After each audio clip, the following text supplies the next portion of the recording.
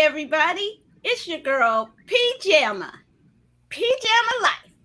And today we're going to talk about WandaVision episode 6. We're in the last act, if you were, of the episodes. And going to talk about this week's episode, an all-new Spooktacular Halloween. It's the Halloween episode of the series. So joining us today are buddies. Tell them what you're thinking, Pat. Say hello to the peoples. Everybody, thanks for stopping by and watching. Got some good opinions. We'll see what you think. How about you, Mr. Superfan of all things Star Wars? That's and right. Now Marvel, David. Right. Live long and prosper, all you Star Wars fans. Doing that for fun with Pat. Happy Valentine's Day early, everybody. Thank you for joining us. It's a Halloween special, but we are kind of starting the feeling of love tonight with all of our fans. Ah, we love you all. It's up to you. And because of that special love, stick around to the end. Because at the end, just like Marvel has a nugget at the end of the movies, we have a special nugget for you to stick around and view. We have an extra special guest next week. And so, but you got to stick around to the end to see who it is. But I think you'll be excited, as we all are. So why don't we show some clips of the WandaVision episode 6, an all-new Spooktacular Halloween, and then we'll discuss. You made no effort to conceal your abilities. Well, I'm tired of hiding this. WandaVision! Don't try to fight the chaos. Don't question what you've done. The game is coming by to play.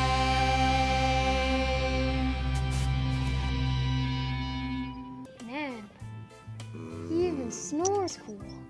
Yeah, he's just full of surprises. If Wanda is the problem, she has to be our solution. Captain Rambo, you have become an impediment to this mission. Because clearly you don't have the stomach for this job.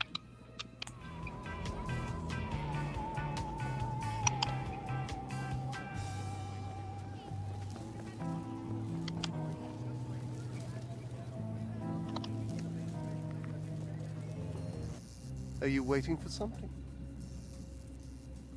It's all right.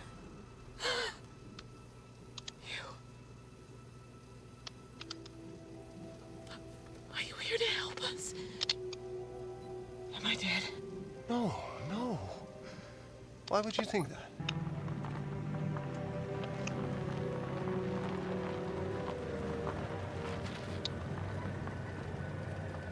Happy Halloweening!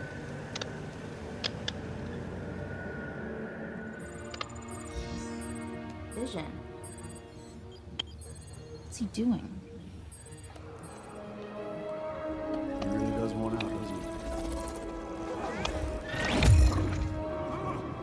Whoa, Billy. Are you okay?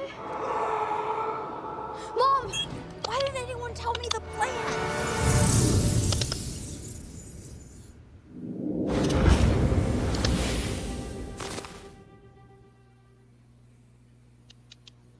Oh, wow.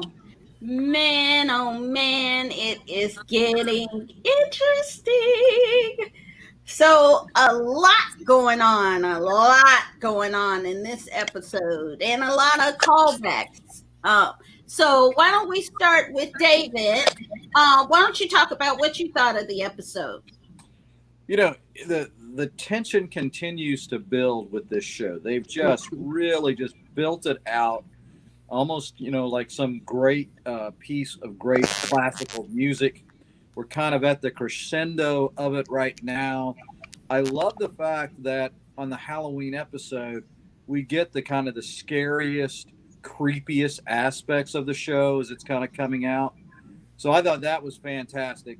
Love the costumes, the little homage to the comic books. If you knew these characters, love these characters in the comics, here they were in those outfits.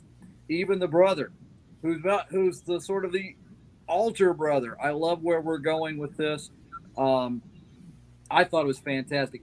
One of my great thoughts, well, I say one of my opinions of this, which shows I'm in the novice category with this. I was certain that the neighbor Agnes was going to be the villain, and here at least, you know, if she is, they're doing a good misdirection. But she seems to be one of those people that's held captive, just like all of Vision's co-workers and the other people there in good old Westview, New Jersey.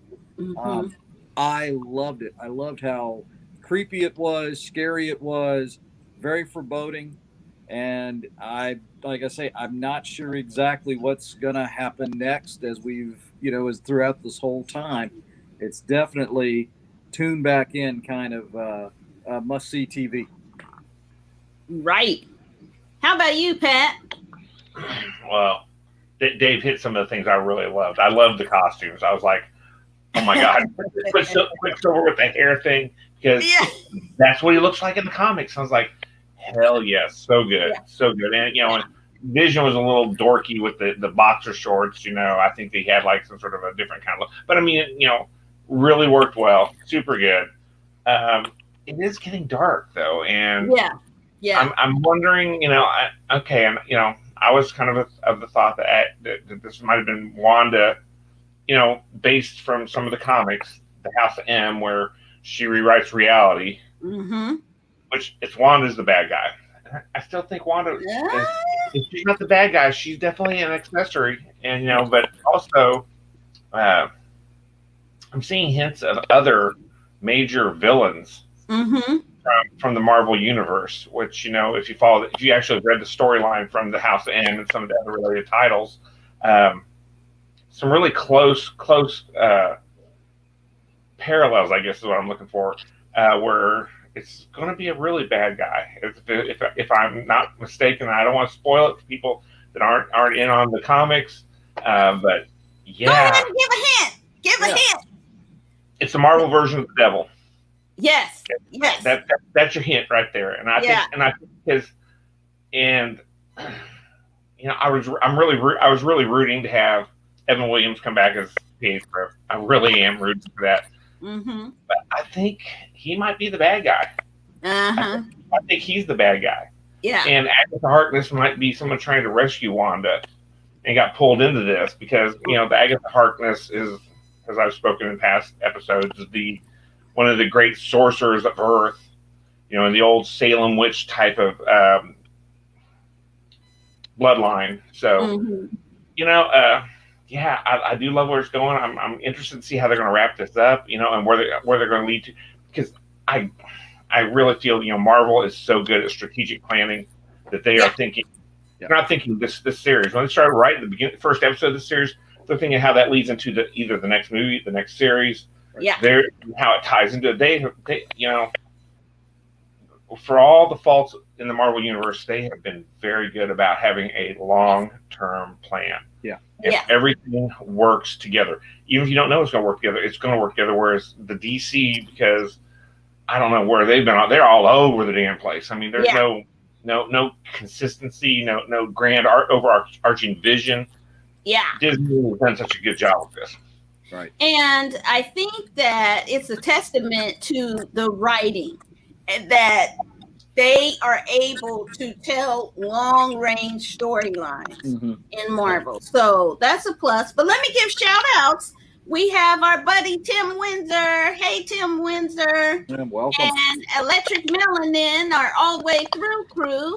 And we have a new person, Cornelia Amiri. Hi, Cornelia. Hey. Welcome. Join us. So glad you're with us today. And let me give you some Easter eggs that I read about. I think you're right, Pat, that there is a lot of, it's very dark, and there are a lot of death imagery and a lot of hell imagery. So that gives you some clues there when they Wanda and Pietro were at the carnival, and the first image you see before you see them is this one of those balloon things or those kind of plastic statues that wave, but it was very sinister looking with flames coming up out of it. Pietro said something about, well, you can't kill your dead husband. So, so that kind of gives you an imagery. But I thought too, another, we've been talking over the past few weeks about the commercials and how they could represent each of the Infinity Stones. And so this commercial was what commercial from the 80s, 90s? Go-Gurt. Shark bites, Go-Gurt, shark bites, that whole thing. I guess there was some yogurt called shark bites or whatever. It was terrible. But if you look at the commercial, at the very end, what do you see? Skeleton, dead kid. You see a skull with a red scarf. So maybe the Red Skull. But also, where was the Red Skull kind of last seen in the Avengers movies? Well, Vormir. On Vormir, which represented Soul Stone. The Soul Stone. So I think now we have all of our stones being represented, and it kind of gives you a big clue as to, kind of where this is going. So I think one of the most telling scenes, though, was when Wanda was talking about her feelings about how this all started and how she felt endless nothingness and just felt absolute alone. And so that signals also to me her grief and her depression that has helped to manifest this whole world. And I thought another callback. What TV show was this? Oh, this was Malcolm in the Middle. Malcolm in the Middle. So, although the house was not Malcolm's, it was closed, but they didn't have a stair. They didn't have a second floor. They were a one-story house. Yeah. Which I was like, okay, but they skipped a decade, by the way, in case anybody didn't notice this. Yeah. We jumped a decade. Yeah. So now they're in. Well, did they? Because Malcolm in the Middle was in the 2000s. It's in 2000. There was no 90s. 90s. We don't have a 90s show. I thought last time was in the 90s. 80s.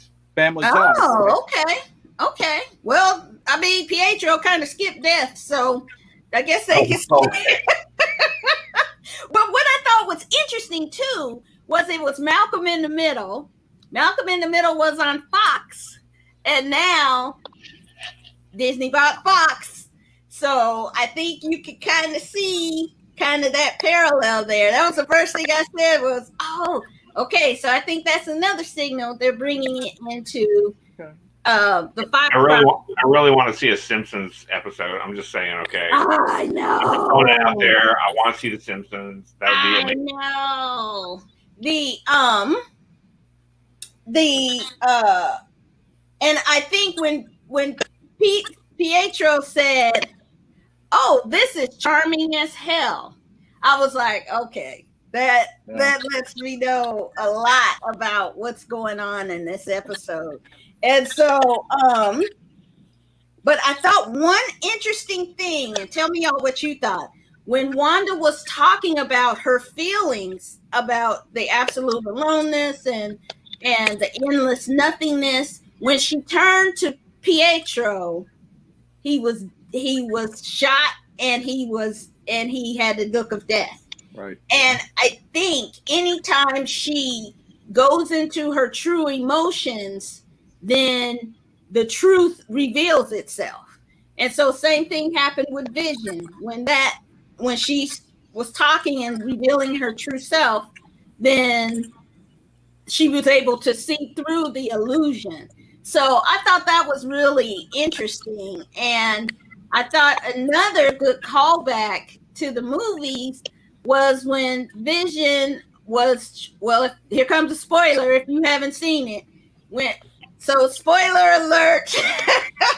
Give everybody a second to turn their microphones off. Yeah, there you go. Turn your microphones off if you haven't seen it, but that's on you. So when Vision was going through the barrier at one point his struggle looked exactly like his struggle when she had to use her power to pull out the Mind Stone from him. And yeah, and I was like, oh wow, such another tidbit and callback to what's going on. But I just thought this episode was really revealing. It was one thing I couldn't figure out, and maybe you've seen it from the other movies, when Agent Wu said, oh, I know I can hotwire any car. But I know that has some kind of meaning. Was he hotwiring cars in the Ant-Man and the Wasp? Or the Ant-Man? I don't recall he was. Okay. Well, maybe it's a general skill that, FBI guys got, hotwiring cars. I don't know. Yeah, but he came out. I was like, oh, he's not a little desk pusher. I mean, a paper pusher. He came out boxing and this, and I was like, okay, I see you, Jimmy Woo. I see you, Boo. Well, I don't know if everybody picked up on some of the things that they're kind of building towards. I thought, or that I thought they were building towards, is that they did hint at Monica Rambeau's eventual transformation into a superhero because of her altered genetic or altered DNA, because she went through the barrier twice. Which now, the thing I'm really interested about looking next week, and I know everybody's worried about the big overall story arc, but I want to see what the hell is Darcy going to be in Westview, because she got sucked in because when the barrier was over, what's she going to be? She was a part of the circus area, so maybe she will be part of the circus. I don't know, but because I'm really interested to see, because she is by far one of the most interesting characters, and I know it was a total stretch because it wasn't a family comedy. I would have loved to have seen them do Two Broke Girls and have her be in there as the sitcom we're doing this week. Oh yeah, that would have been hilarious. Make that thing how you want.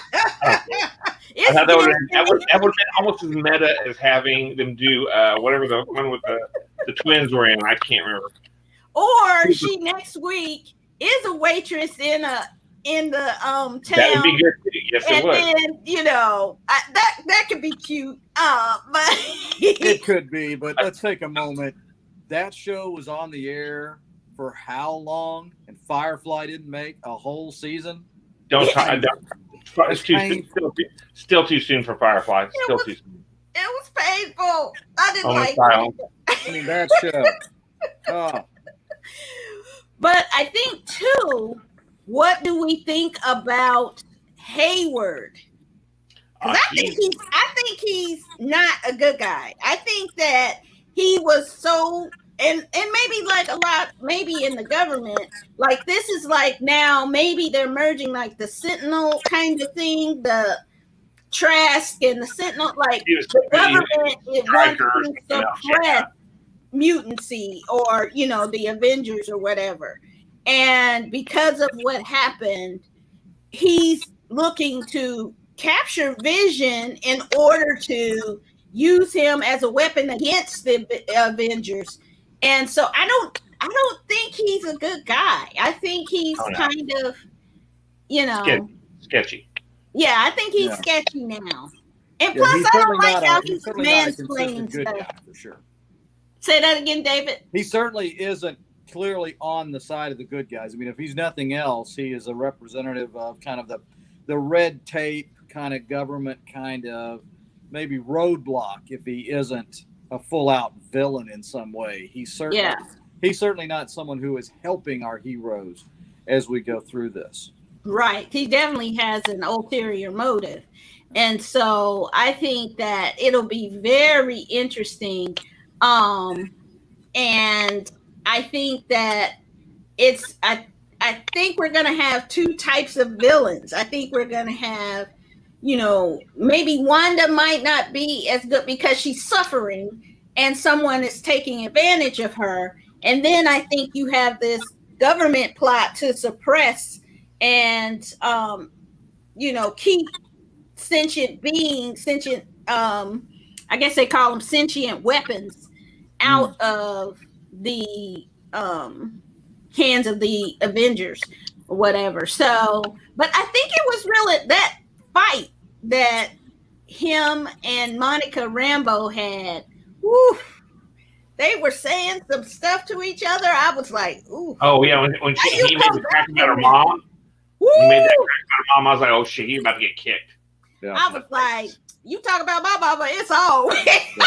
My dead mom that died when I wasn't around because I'd been blipped off. Yeah, I was like, Yeah. Ooh, I was like, the whole scene, she was like, don't use that as an excuse to be a coward. I was like, there was some harshness to say. I was like, oh, not supposed to say stuff you can't take back. Isn't that what, what you were told as a kid? So, I think their relationship is dead. Another death in this episode.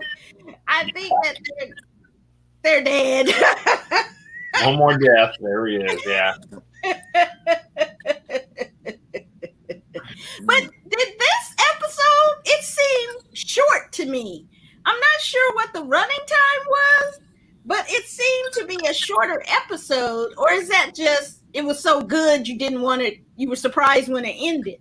I think it's because they jumped all over. Because in the previous episodes, it basically stuck with one storyline. We stuck with either the Wanda storyline and all in Westview, or we did the whole exterior storyline with Darcy and Wu outside. And these last two, they've been kind of trying to mix them together, and I think they're just really good at mixing them together. So it may seem short because you're only getting half of what you expected from Wanda and half what you expected from Darcy and Wu. So It flew by. I know that much. It just, is that it? Or we're done? Yeah, I really did. I didn't look at the running time. I think you're probably right, Pat. But I think it really speaks to the interest and the way the fast-paced nature of the story and kind of how you're drawn in. But I'm like, I got to wait another week? What? Yeah. I'm ready to go again. Okay, and that might be. Oh, go ahead, Pat. No, it just I was my wife is a big fan of when stuff comes out like this. She won't watch it until after it's done, and then we'll just sit down and watch the whole damn thing. Whereas this is killing me every week. And Friday I can't look at my computer because right. So I mean, even though it says spoilers, you're like just a little peek, and like I don't turn it on Friday. If I see something, I immediately scroll past or click off because I don't want to know until I watch it. And I usually watch it Friday nights, but that whole day trying to dip and dodge out of it, I wish they would give people. I mean, we give people a good 24 hours here on PJamma Life. So, but that stuff shows up at 8:00 in the morning when you click on your. Yeah, people are watching it. They must be getting up at 3 in the morning because it's midnight Pacific time, right? And watching it, and then getting on. And I want to be the first one to ruin it for everyone. So, so what I do is we just try to wait. That I do try to stay up, but I never can make it to watch it in the morning on Fridays. So, but it's so good. You just want to talk about it. So I get it, but allow other people, at least give them till Saturday to, watch it and not be spoiled with everything that's going on. So stop it out there. Just wait a few hours, sheesh. But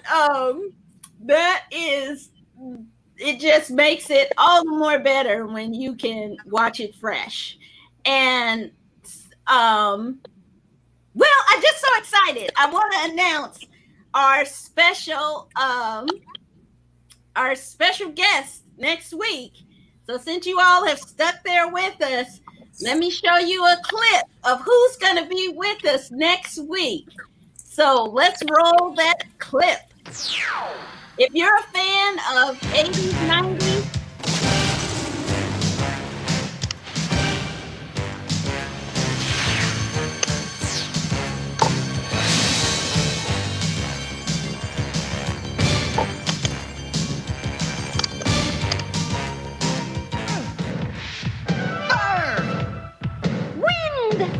turn. Go Planet! By your powers combined, I am Captain Planet. Captain Planet, he's our hero. Gonna take pollution down to zero.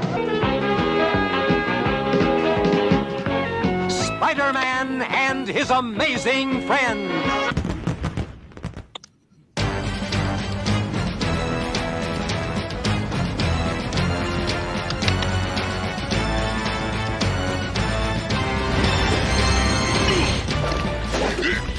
Think you're pretty fast, don't you? Well, I got a few little orange moves of my own. Whoa!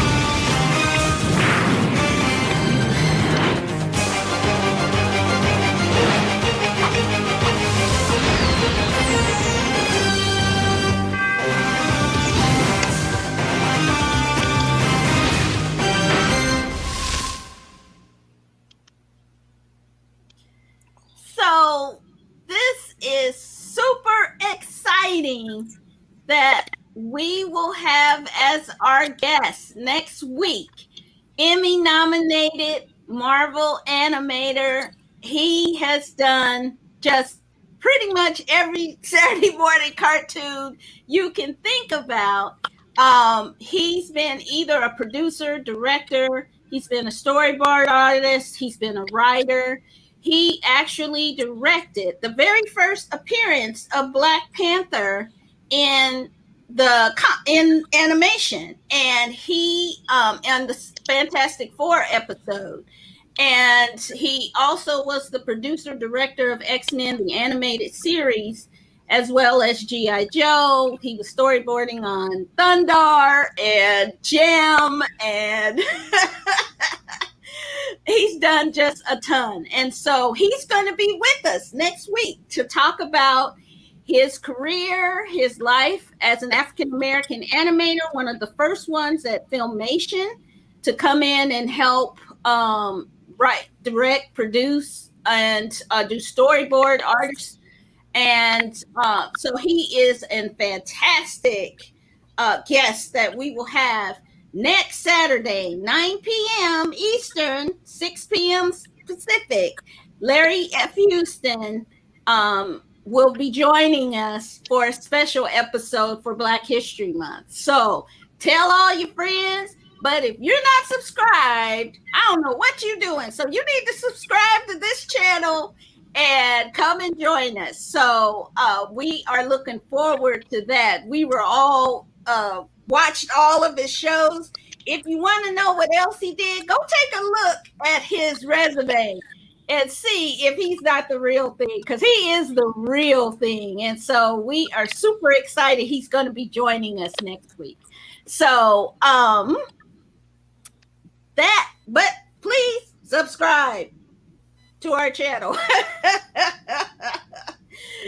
Now, so that's a pretty cool thing that's going to happen next week. And so let's talk about, in our remaining time, let's talk about some news hit the stratosphere, and it is a disappointing set of news for the Star Wars universe. David, you want to talk about what happened this week? Well, I will. You talked about kind of waking up on a Friday morning, and you're trying to avoid spoilers, and hear this really disappointing news that Gina Carano, who had brought to life Cara Dune, a tremendous character in the hit show that's really kind of revitalized the Star Wars community, brought the Star Wars fan community together again, I think, in many respects. But Disney made the decision to cut all ties with her at this point, effective immediately. Disney, of course, one of their great license partners, Hasbro, has canceled shipping any additional Cara Dune figures, either in the Wow. the 6-inch Black Series figures or the vintage figures. So they're not even going to continue to offer those. There is a retro version of her that was part of the I guess a 12-pack or a case of 12 or something like that. That's more alike the old Kenner style. That one is still, my understanding, is going to come out. But that's a big deal when they're no longer going to be issuing your action figure. And this was based on there was a most likely a straw that broke the camel's back with an Instagram statement saying that for her political views she was being discriminated against. I actually read a transcript of a Disney employee in a conversation that without going into specifics, and again, it's a little bit of hearsay, but this person did say that the part of Disney was there were issues on set and with other actors kind of stemming from some of her ideological points of view that made it challenging on set. Some of that you saw on Twitter where she had kind of mocked the use of pronouns with people's names, and said she apologized for that, said she didn't understand it. But there were some other things regarding politics. Also, I think probably more concerning some of the issues with the allegations about the fraud of the election, where there was no fraud. We all know that, I think, if we take a step back. And then some of her positions with regards to masks. And I know we're all very big proponents about masking up and being safe. So it just seemed like a really disappointing, sad end. And we'll see what happens with, she was going to have a show. It was going to kind of be a new vehicle. Will that character continue within a new persona with a new actor? I don't know. But a disappointing end in some respects here. And businesses, you can talk about First Amendment rights, but businesses also have First Amendment rights. They get to pick and choose who they pay and how those individuals represent the company. And Ms. Carano is no more a part of the Lucasfilm and Disney family. Wow. That the on-set stuff, actually just makes a little bit of sense because I don't know if you guys saw the news that Pedro Pascal's sister identified as transgender this week. It came out. Right. And her stuff was really anti-transgender, and so maybe Pedro had put his foot down and said, "Hey, pick who you want. You want me or her?" And they're like, "Well, we'll take you definitely." And so they, maybe that I don't know. I have a position. I have no knowledge, but I did know that I saw the article about Pedro Pascal's sister coming out as transgender, and maybe with the on-set stuff, that might have been chunks of it. I don't know. Yeah, I mean. She has publicists. She has people out there trying to protect her, but she feels like, it's her right to say whatever she wants to say. However, there's consequences for it too. So you can't just say whatever you want without consequence. So she knows what it means to, and I'm sure they issued several warnings to her about it. And so it's just like in my job, I can't just go around saying whatever I want to say with no consequence. She's at a job, you say crazy stuff, then you have consequences. So I'm really sorry because I've loved her since she was in Haywire. That was the first movie I saw her in, and she was in the Fast and Furious movies as a really great villain, and this was the opportunity of a lifetime. So for her to do something, was she the villain and one of the two bad guys in Deadpool? Yes, she was Deadpool. She was the villain. The constant toothpick thing. Yes. Oh my God. Yeah.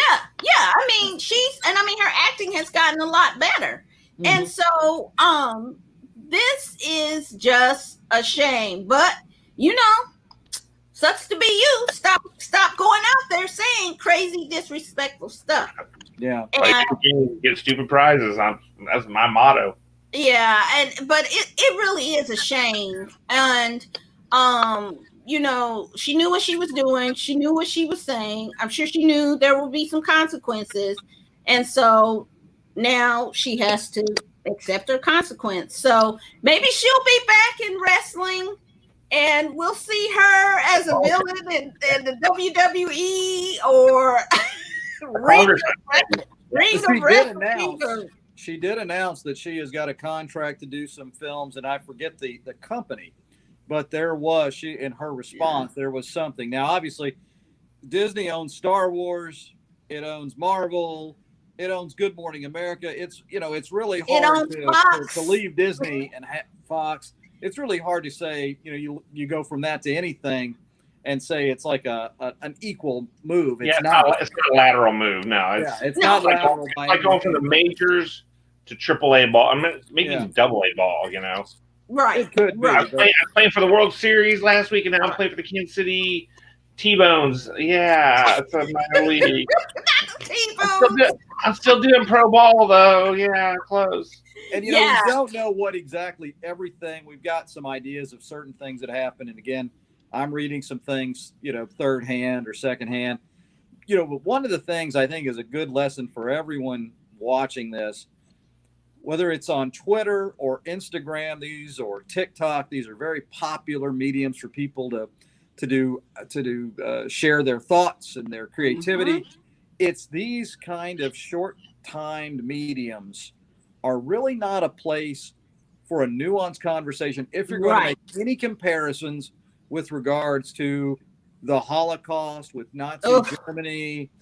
It's even if you take what was said in her statement at face value, those are not the mediums for like a really thoughtful civil discourse to put all your ducks in a row. It's always, these are very challenging things to make any kind of comparisons, whether they're fully, then there's nothing really that can compare to that, honestly, the way it was set up. But when you bring that up, you really need to be in a nuanced, thoughtful position to be able to speak longer than 120 characters or whatever Twitter is. Yeah. Or with an image that Instagram is primarily. Yeah. You have to be very careful with those things and the sensitivity, whatever you're saying. Let alone with her kind of comparisons of her conservative ideologies and levels of discrimination. So it's one of the things. It's just pick your analogies careful, and even if you think that it really feels like something that might be analogous to like the Holocaust, take a step back, check that with people just to discuss. I had a great conversation. I don't want to take us too far, but I had a great conversation about U.S. immigration policy with a former Department of Justice attorney who hunted Nazis, and with the internment camps that we've had and separating families at the border to the camps where Jews and other enemies of the German Reich were. And we had a great conversation. And again, you can look at the definition of what an internment camp is, and then you can talk about the connotation of what it took on after the Nazis. And when you talk to somebody who's prosecuted individuals and all that, it's like, you know what? I see why when people have said they've used that term, that's why people will get angry. So you got to be really careful, have a conversation.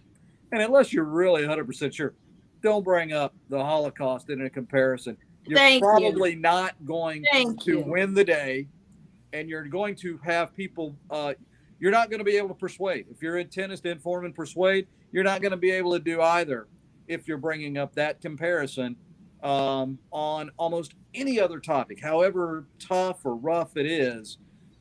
Just a little pointer there before we go tonight. Yeah, I think I would go ahead, Pam. I'm sorry. No, go ahead. I was just going to add that I've seen a lot of people complain and make the point that we were somehow infringing on her First Amendment rights. I would like to remind people that First Amendment means that the government's not going to come and arrest you for what you said. Right. It doesn't free you from consequences of what you said. Right. It means that you won't have the police show up at your door and throw you in jail for it. Right. You can say any stupid thing you damn want to, but you can't expect that people are just going to forget about it or just move on because actions have consequences, and here we are. Yeah, and here we are. I mean, most importantly, don't get on Twitter and say stuff that you think is controversial when you work for a company that puts out positive content. Yeah. So maybe negativity like that, it might cost you your job. It might cost you a lot more. I think it's going to cost her a lot more than what she realizes.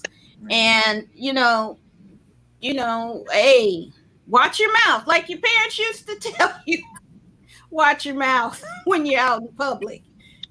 So that's on her. So hopefully she will take the time to learn and understand why these things have caused people pain, and that she will learn from this and grow from this. And that's all we can hope for her, is that she learns and grows and refrains from using this kind of imagery ever again. So, oh well, you know what? That Sasha Banks is looking real good to come up in the Marvel universe. And she's pretty, she's athletic, she can fight. Hey, slide her in and slide Gina on out. So Gina probably will have a heroic death, and that will be that. And then they'll slide in Sasha Banks, and that will be awesome. So don't mess up your future. That's what we say here in PJamma Life. Just be careful. So well, it looks like it's that time to say goodbye. But just remember, next week, you gotta be here. We're gonna talk with Larry Houston, Marvel animator, someone who has done a lot of your favorite 80s, 90s TV animation, and has a really rich history in the entertainment industry. And he's just gonna talk about what it's like to be working with Marvel, work with Stan Lee. And so if you have questions about it, join us next week. So with our discussion, and we look forward to seeing you. So, hey, fellas, say goodnight to the peoples. Happy Valentine's Day, everybody. See you next week, guys. Happy Valentine's Day. This is right. Happy Chinese New Year. Happy Fat Tuesday. Tuesday. The holy day of Ash Wednesday is next week. So this weekend is chock full of holidays that we wish you all the best. Enjoy and love. And remember to enjoy all these things. Wear a mask and social distance and wash your hands so we can all be together this time next year. So take care. Join us next week for our great discussion with Larry F. Houston, Marvel animator, and we will say see you next time, because art is always meant to share. Bye. So long, everybody. See ya.